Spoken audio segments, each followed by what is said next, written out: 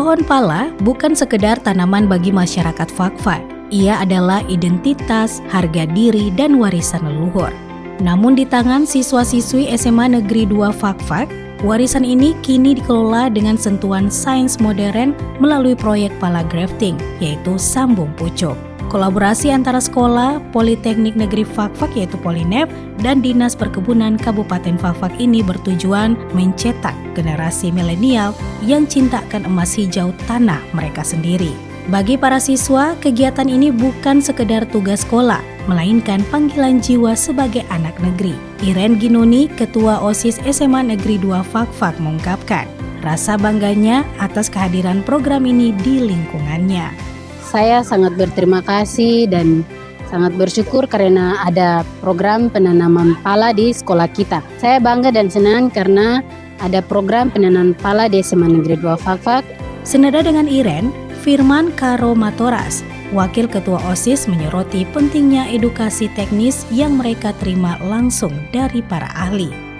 Kegiatan ini sangat bagus untuk kami selaku anak Fakfak ingin melestarikan pohon pala di Kabupaten Fakfak melalui penanaman pohon pala. Yang didapat yaitu tata cara untuk menanam pohon, berapa kedalaman, luas untuk menanam, dan maksimal takaran pupuk organik.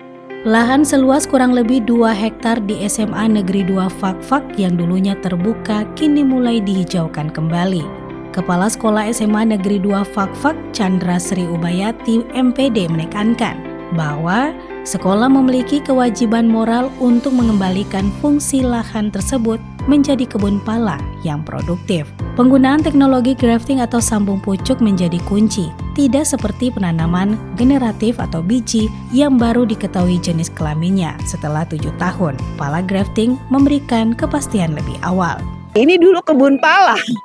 Jadi sebetulnya SMA Negeri Fakfak wajib mengembalikan pada kondisi semula ini sebagai kebun pala. Jadi seperti itu. Nah, dari sisi kepentingan Dinas Perkebunan sendiri, pala grafting ini adalah satu pengembangan atau inovasi di mana dipastikan insya Allah gitu ya tanaman palanya ini bakal berbuah. Kekurangan dari pala yang dikembangkan secara generatif atau dari biji itu banyak kelemahannya, diantaranya baru terdeteksi jenis kelaminnya itu setelah 7 tahun.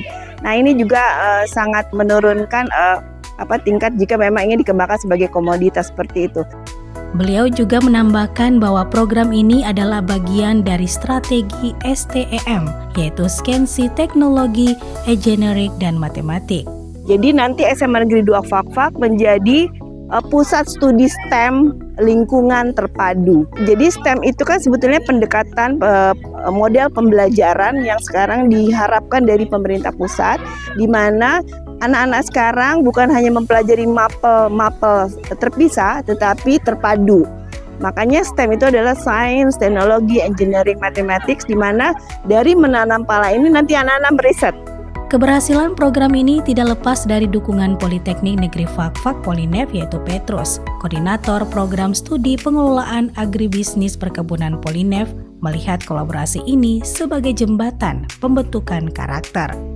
Saya pikir cukup baik Pak ya, karena ini kolaborasi, kemudian pembentukan tanggung jawab mental, kemudian kepribadian anak-anak untuk cinta akan tanaman ataupun hasil-hasil olahan daripada produk-produk lokal yang ada di kabupaten ini, khususnya pala. Jadi kemungkinan ini akan membentuk bagaimana mereka mau bersemangat dan mengenal lebih dalam lagi bagaimana cara budidaya tanaman pala. Dari sisi regulasi dan bantuan bibit, Widi Asmorojati, Kepala Dinas Perkebunan Kabupaten Fakfak menegaskan bahwa keterlibatan generasi Z sangat krusial karena 65% siswa di sekolah tersebut berasal dari keluarga pemilik kebun pala. Saat ini banyak generasi kita, terutama generasi yang di Fakfak itu perlu kita dalami, kita berikan pemahaman tentang pentingnya komoditas unggulan pala yang sudah menjadi komoditas unggulan daerah, bahkan bernilai ekspor. Generasi ini tentunya kita harus persiapkan baik, apalagi di SMA 2 ini hampir 65% anak asli Fakfak yang punya kebun pala. Widi juga mengingatkan keunikan varietas yang dikembangkan, yaitu pala lonjong yang memiliki indikasi geografis khusus.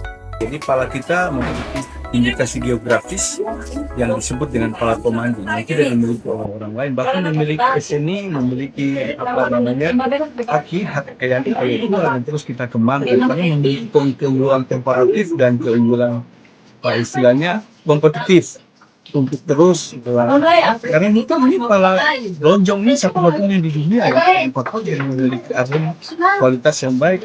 Untuk menjaga konsistensi, pihak sekolah mengemas perawatan pohon ini dalam bentuk lomba antara kelompok yang didampingi guru supervisor.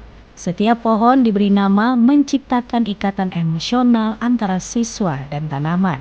Harapannya sederhana, namun mendalam. Saat para siswa ini lulus nanti, mereka tidak hanya membawa ijazah, tetapi juga meninggalkan warisan hidup yang mereka sapa sebagai adik yang akan terus berbuah dan menghidupi generasi Fak-Fak selanjutnya. Kalau bukan kita, siapa lagi? Kalau bukan sekarang, kapan lagi? Kalimat itu kini tertanam kuat di sela-sela akar pala grafting SMA Negeri 2 Fak-Fak.